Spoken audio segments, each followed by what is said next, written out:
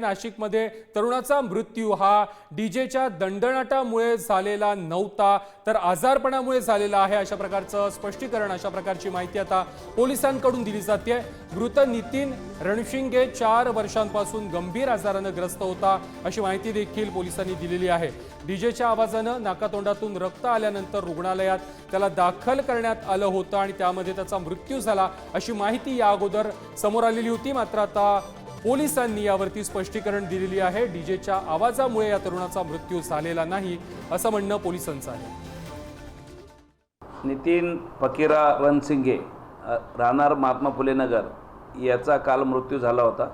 त्यामध्ये सुरुवातीला अशी प्राथमिक माहिती देण्यात आली होती की डीजेच्या आवाजाने तो मृत्यू झाला होता, परंतु त्याच्या घरच्यांना आम्ही विचारपूस केली। त्यानंतर सिव्हिल हॉस्पिटलला त्याचा आज पोस्टमॉर्टम करण्यात आलेला आहे।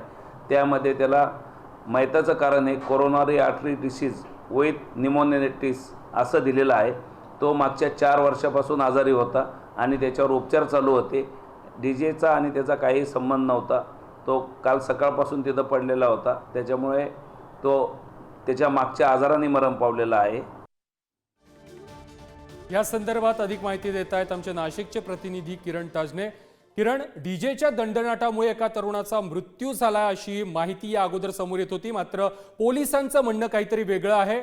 त्याला आधी देखील आजार होता आणि त्या आजारामुळेच त्याचा मृत्यू झाला असं पोलिसांचं म्हणणं आहे।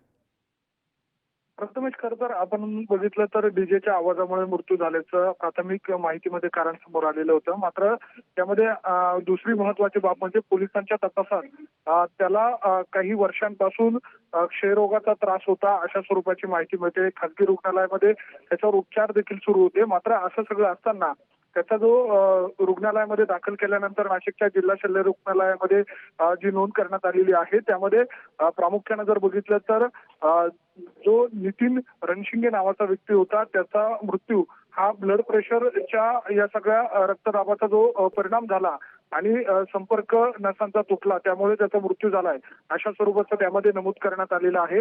एकूणच जर बघितलं तर नितीन रणशिंगे याचा मृत्यू हा डीजेच्या आवाजामुळे झाला अशा स्वरूपाचं जे प्राथमिक कारण समोर आलेलं होतं। मात्र पोलिसांच्या दुसऱ्या तपासामध्ये आणखी एक वेगळी बाब समोर आलेली आहे। प्रथमेश, नक्कीच किरण, धन्यवाद तुम्ही दिलेल्या माहिती संदर्भात।